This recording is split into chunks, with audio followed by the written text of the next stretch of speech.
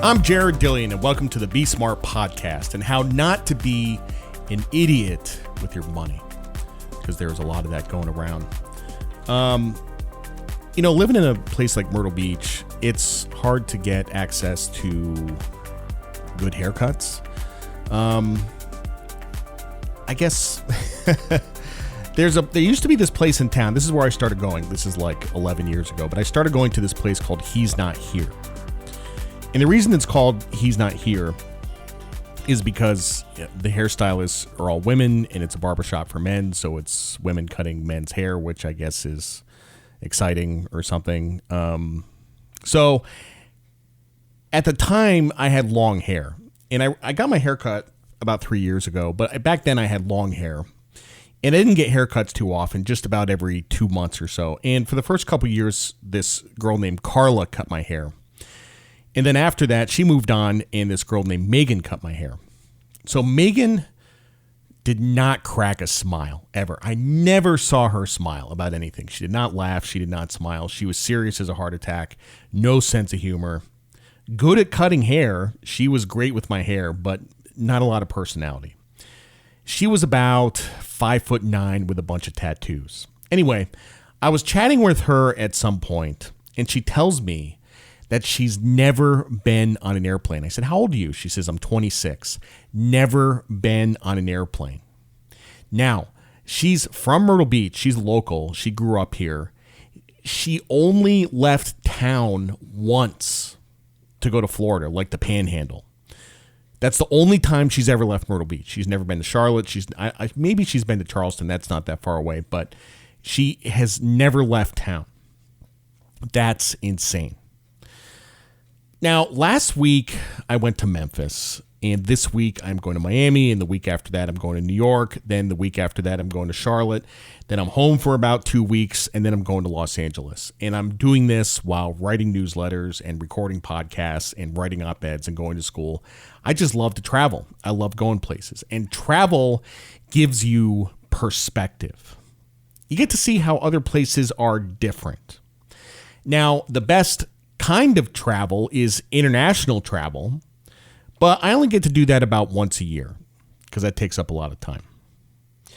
So far this year, I have spent, in my business, I have spent about $15,000 on travel. In a normal year, I will spend about $20,000 on travel in my business. And I've spent another $10,000 on personal travel. So all in all, this year, 2021, I will have spent about $30,000 on travel, which may seem like a lot. It's totally worth it.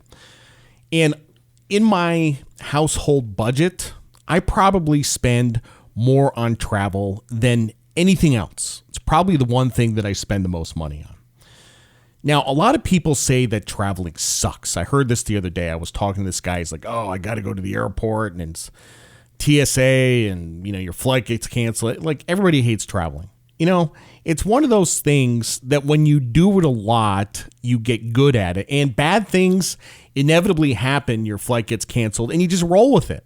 It's just fine. Now, there's been a couple situations where I've gotten really stressed out because of travel, but these days, I just roll with it and it's fine. So actually I have some bad stories. I've had some really bad things happening while I've been traveling.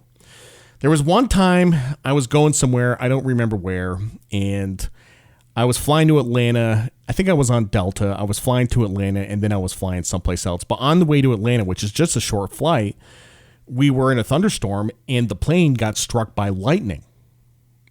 And I saw it. I was looking up, I was looking out the window, and I saw lightning hit the wing. I saw it. And all the electricity in the plane just goes, boo, just like blacks out for a second, then it comes back on. And the pilot says, oh, we just got struck by lightning, happens all the time, not a big deal. And everybody goes back to sleep. About 5 minutes later, the co-pilot comes out of the cockpit, and she walks over to my row because I'm sitting next to the wing, and she's looking out the window. And I'm looking out the window, and there is fuel spraying out of the wing. I'm like, oh my God, this is bad.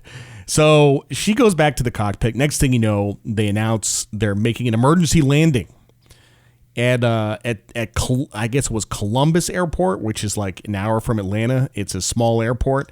So we make this emergency landing, and as we're flying down, I'm looking out the window, and there's fire trucks everywhere. And I'm like, well, this is going to ruin my whole day. So we get off the airplane, we walk out on the tarmac, and they have buses. In the buses, I get on the bus, I get my bags, and they take us to the Atlanta airport, which is like an hour away. And I actually checked in Atlanta, and I made my connection. I actually made my connection after all that. It's one of my favorite things to do in the world is to check into a hotel, to walk up to your room for the first time, and you open the door, and everything's neat, everything's clean, it smells good. And you're checking out the room like, oh, this is going to be my bed. This is the desk. This is where I'm going to work. Look out the window. What can I see out the window? And this is going to be your home for a few days. And the feeling of doing that, I just love it. I love checking into new hotels. And I like housekeeping. I like not having to pick up after myself. I like room service. So how much should you spend on travel a year? Now, this is my rule. Now, aside from work travel, this is just personal travel, you can spend up to 2% of your income each year. That's the rule. So if you make $100,000 a year, you can spend $2,000 on travel. Now, that doesn't sound like much. Like, you can't even really go to Sandals for $2,000, which is the point. You can have a perfectly acceptable family vacation for $2,000. You're not going to get to Turks and Caicos, but there's a lot you can do for $2,000. I used to take a lot longer vacations than that when I was in college for like a couple $100. Seriously. By the way, let me say that even though I like fancy hotel rooms, I really, really like camping. Camping is great. As long as it's not in the middle of summer. I don't like camping in the summer because I can't sleep in a tent that's like 90 degrees. But camping is great. You're getting fresh air. You're eating ribs and corn on the cob on the fire, roasting marshmallows. You jump in the lake, ride a bike, and it's super cheap. Most campgrounds are like $20 or less. And by the way, the last time I went camping, this was May of 2020, I guess. I forgot my medication. I have this bipolar medication, and I forgot it at home. And the problem is that if I forget my medication, I can't sleep. So I get in the tent, and I lay there for an hour, and I'm like, there's no chance I'm going to get to sleep. So I get out of the tent, and I sit in a lawn chair by the fire all night. All night.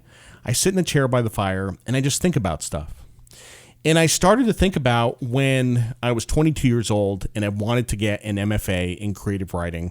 And that was my dream. And I put off my dream. And I said to myself, these are the things, it's like 3 a.m. And I'm like, I am going to go back to school. I'm going to get my MFA in creative writing. I am.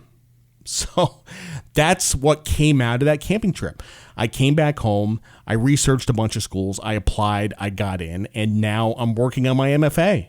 Because of that camping trip. So I like camping. I like fancy hotels. So I like spending $20 a night. I like spending $600 a night. I don't like spending $100 a night. I don't like cheap hotels. Those are no fun. And I am not that picky about hotels. And I've stayed in some cheap hotels in my lifetime. The cheapest hotel I ever stayed in was $15. This was in 1996. I was driving cross country. We stopped in Rawlins, Wyoming. I stayed in a hotel for $15. And, when you're 22 years old, you don't care. So the point is that it's easy to travel on a budget. You really can do it. And it's fun. And you know how I like to say that it's not the little things that count, it's the big things.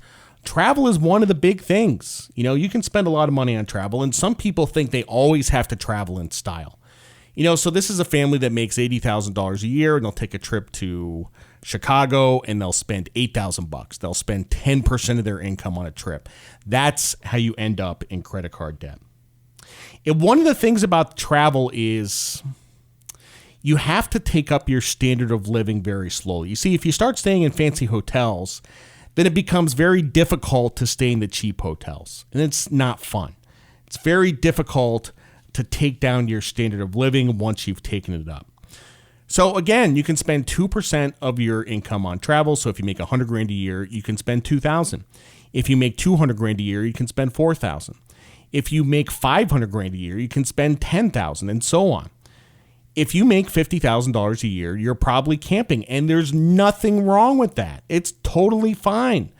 Just don't be like Megan, who never left town in her entire life. And by the way, flights are not expensive. They've come up a little bit, since 2013. 2013 is when they were at their cheapest. You could fly New York to LA for $230. They're a little bit more expensive than then, but relative to where air travel was in the late 70s, it's much, much cheaper. So even flying is not that expensive, okay? Back when I was in college, my wife and I, we'd go on vacation. We'd just get in the car and drive in a random direction. We would do it totally spontaneous. We'd be like, we don't know where we're going. We'd just start driving. And then as it got to be the late afternoon, we'd look on the road atlas and we'd start looking for those little green triangles where we could camp. And we would spend $8 and have a great time. One time we drove all the way up to Vermont, Lake Champlain. This was 2002, and we camped. I can't remember the name of the place, but it was amazing. I rented a kayak for like $3. I kayaked out into the middle of the lake. It was sunny. I was just catching up the sunlight. I went back to the campsite. I went to my car, and I turned on the radio, and there was a baseball game. It was the Montreal Expos broadcast in French. And I'm like, this is the coolest thing ever. It's memories. That's the whole point of this. It's memories that will last a lifetime. And that's what I like to do. I like to make memories. I like to do different things and then think about it for the rest of my life. That is what makes it worth the money. But staying in the same town and never leaving for 26 years, your world gets pretty small. I still haven't traveled a lot internationally. I've been to Canada a bunch of times. I've been to Mexico a bunch of times. Been to Argentina. I've been to most of Europe. I still have not been to Asia. I really want to get to Hong Kong. I really want to get to Singapore. Some people, when they retire, they want to travel, and that's good. But if you wait until you retire to travel, after about 5 or 10 years, it's not going to be fun. You're going to be old, and you're not going to feel like doing it anymore. So that's a pretty small window. So my recommendation is to travel before you retire. And look, I like where I live. I like Pawleys Island. I like my house. I like bopping around Myrtle Beach. But I need to change the scenery. Otherwise, your world gets pretty small. I met some farmers last week when I was in Memphis, and they were from Nebraska. And I said, where in Nebraska? They said Kearney. And I'm like, you got to be kidding me. I've been to Kearney. They're like, nobody's been to Kearney. I'm like, I've been to Kearney, Nebraska. And I told the story about passing through there in 2001. The other thing about travel is that you get to see what works in some places and what doesn't in others. I mean, the U.S. is the best country in the world. Why? Because people here have the freedom to succeed. But it doesn't mean that other countries aren't better at other things. We don't have a monopoly on good ideas. Save your money, take a vacation. It's the best thing you can do. Thanks for listening to the Be Smart podcast. I'm Jared Dillian. See you next time.